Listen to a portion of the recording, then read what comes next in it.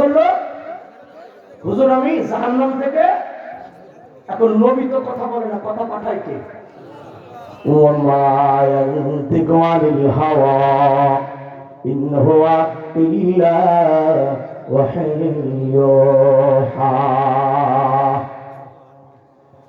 ভাই আমার গুরুত্বপূর্ণ আয়াত দেখে বলে অগরবে আমি জাহান্নাম থেকে বাঁচবো, তাহলে কেমনে? তখন আল্লাহ নবী চুপচাপ কোনো কথা বলেন না, কারণ নবী তো মনের তাড়নায় কোনোদিন কোনো কথা বলেন নাই।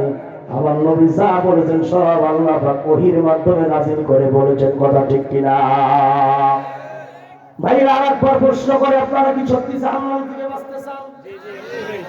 দাদা কি কয়? হ্যাঁ, জাহান্নাম থেকে বাঁচতে চান? না আমি ভাবে নেব না, ওয়াজ আমি মুখস্থ করে দিয়ে যাবো। জাহান্নাম থেকে বাঁচতে চান? আর একবার ডান হাত দেখান, জাহান্নাম থেকে বাঁচবেন কারা কারা? ওয়াজ কথা করে দিয়ে যাই, দেখি জাহান্নাম থেকে বাঁচতে চাই কারা। মাশাআল্লাহ, ওগো রব জাহান্নাম থেকে বাঁচার মতো ইলম আমাদেরকে দান করুন। আরো জোরে বলেন আমিন। হাত নামান। আয়াত কানা নাযিল হয়ে গেল, আল্লাহ পাক তখন নবীকে জানাই দিল, ওয়ালা ইনি তাবাতা আহওয়াহুম বাদাল্লাযী জাআকা মিনাল ইলমি মা লাকা মিনাল্লাহি মিন ওয়ালিয়্যিন ওয়ালা নাসীর। শোনো, আমার পক্ষ থেকে যে জ্ঞান তোমার কাছে এসেছে ওই জ্ঞানের অনুসরণ করো। ও নবী, জ্ঞানের বাইরে চলবে না। যদি তুমি আমার জ্ঞানের বাইরে চলো, তাহলে আমার হাত থেকে তোমার রক্ষা করবেন রক্ষাকারী পৃথিবীতে কেউ নাই, ঠিক কিনা? তোমার আয়াত চলে আসছে, জাহান্নাম থেকে কি কাজ করলে বাঁচা যাবে। জাহান্নাম থেকে কি কাজ করলে কে বলে দিচ্ছেন? বলবো?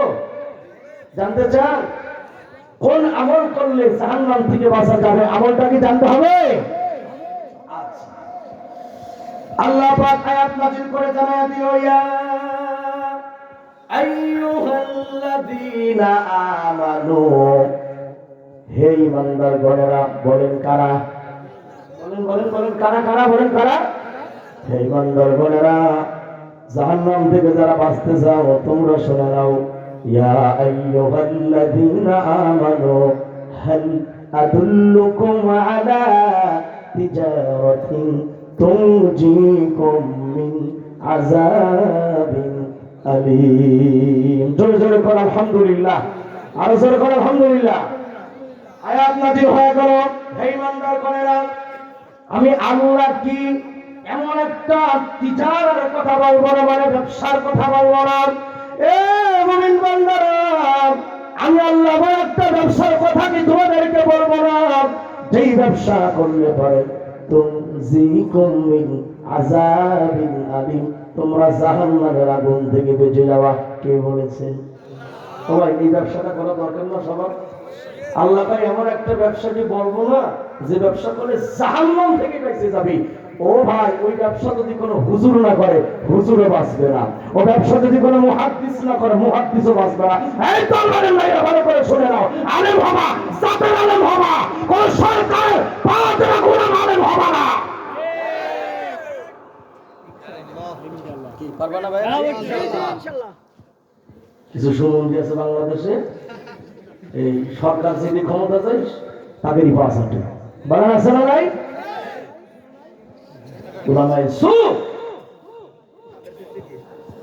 কিছু হুজুর একদলে পাশে ভিক্ষের জন্য ঘুরে বেড়াইতেছে নমিনেশন নেওয়ার জন্য।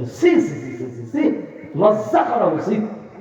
যেখানে যেখানে জামাত জন্ম নাই, তারপরে খেলাফত মজলিস সহ অন্যান্য আলেমরা এক হয়ে গেছে, এর মাঝে কিছু মুনাফিক বাটপার দুনিয়াদারি লোভী মৌলভী নামের কিছু জালিমেরা, স্বার্থান্বেষী মৌলভীরা, ওরা উলামায়ে কেরাম থেকে বিচ্ছিন্ন হয়ে দুনিয়া কুফরি মতবাদ যারা প্রতিষ্ঠা করে, তাদের পিছনে আলেম কুত্তার মতো ঘুরে বেড়াচ্ছে, কিন্তু তারা নমিনেশন দিচ্ছে না। এরা আলেম, এরা বলে আলেম, এরা আলেম হলে শয়তান হবে কারা? ঠিক না বলে বলে না? সব যুগেই কিছু এরকম আলেম আছে। তাই তো আমি ভাইদেরকে বলবো, আলেম হলে সেরকম আলেম হবা। অজাহিদ হুম বিহি জিহাদান কাবীরা। ওরা সাইবে ভাই বাবা কথা বলবা, মতো জালিমের সামনে হক কথা বলবা, আল্লাহর কোরআন গবেষণা করবা, কোরআনের রাজগান করবা, শুধুমাত্র মাদ্রাসায় 10 দিনে চলবে না, এই কোরআনকে রাষ্ট্রে দেখাইতে হবে। ঠিক না কথা বলে? আল্লাহ পাকে তো আলমের ভাইদের কবুল করুক, আমরা বলে আমিন। এই ভাই কোন ভাই সম্ভরা আয়াত নাযিল হয়ে গেল। আমি আল্লাহ কেমন একটা ব্যবসার কথা বলবো না, যে ব্যবসা করলে তোমরা জাহান্নাম থেকে বেঁচে যাবা। ব্যবসা কে দিয়েছেন ভাইরা? একটু কষ্ট হবে বলেন না, ব্যবসাটা কে দিয়েছেন? এবার ব্যবসাটা কি কি আল্লাহ পাক বলতেছে, ব্যবসা কি জন্য না। ইয়া আইয়ুহাল্লাযীনা আমানু হাল আদুল্লুকুম আলা তিজারাতিন তুনজিকুম মিন আযাবিন আলীম। আমি আল্লাহ একটা ব্যবসা দেব, তা করলে তোমার জাহান্নাম থেকে বেঁচে যাবা। কি সেই ব্যবসা? তুমিনুনা বিল্লাহি ওয়া রাসূলিহি ওয়া তুজাহিদুনা ফী সাবিলিল্লাহি বিআমওয়ালিকুম ওয়া আনফুসিকুম যালিকুম খায়রুল লাকুম ইন কুনতুম তা'লামুন।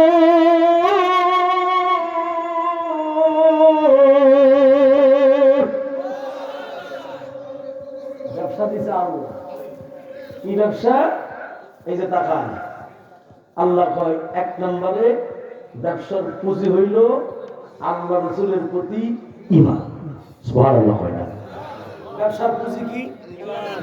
আল্লাহ নবীর প্রতি ঈমান। ফামাইয়াকুর বিত্তাগুত ওয়া ইউমিন বিল্লাহ।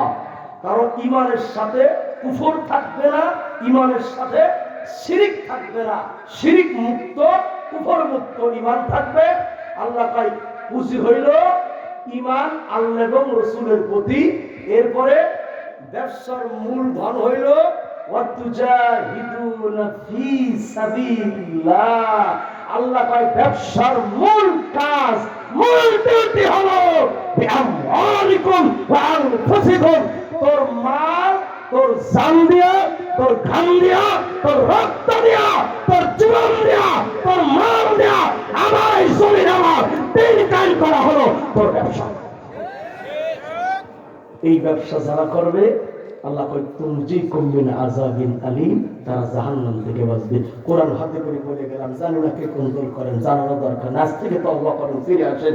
আপনার জীবনে যদি আল্লাহর দ্বীন কায়েমের জিহাদের আন্দোলন না থাকে, আপনি জাহান্নাম থেকে বাঁচতে পারবেন না। এই ফতোয়া মোল্লার না আল্লাহ। কথা বল না, মোল্লার না আল্লাহ। আচ্ছা, নিচে আয়াত আছে, পরে যাই। তার আগে জানতে চাই, সত্যি যদি আগামী বাংলাদেশের পার্লামেন্টে কোরআন যায়, ধরেন গেছে, বাংলাদেশ খারাপ চলবে না ভালো চলবে? আপনারা যারা কথা বলেন, আপনারা কোন দলে তত বুঝি কি দেশটা সত্যি একটু দিনে দিনে যা আছে তাই বলেন তো ভাই। বাংলাদেশটা খারাপ চলবে না ভালো চলবে? এটা কি ছোটের কথা না ভিতরের কথা? আচ্ছা, ওই যে আবার কিছু লোকেরা বলে টুপিও দ্বারা দেশ চালাবে, মনোবিজ্ঞান আছে, মনোবিজ্ঞান বুঝে কি করে আম কালচার, আম ইসলাম, বলে আমার স্মার্ট স্মার্টের ঠেলা তারা এর মধ্যে হাইকে চলছে। ঠিক আছে বলে না, বলে আমার স্মার্ট রে বেটা। এই মৌলবীরা দেশ চালাবে ভালো কেন হবে জানো? এই মৌলবীদের 1400 বছর আগে যারা দেশ চালাইছে তারাই হলো আসল মৌলবী ছিল। কথা ঠিক কিনা জোরে বলেন? ওই মৌলবীদের কাছে যেই কোরআন ছিল, এই মৌলবীদের কাছে ওই কোরআনটাই আছে।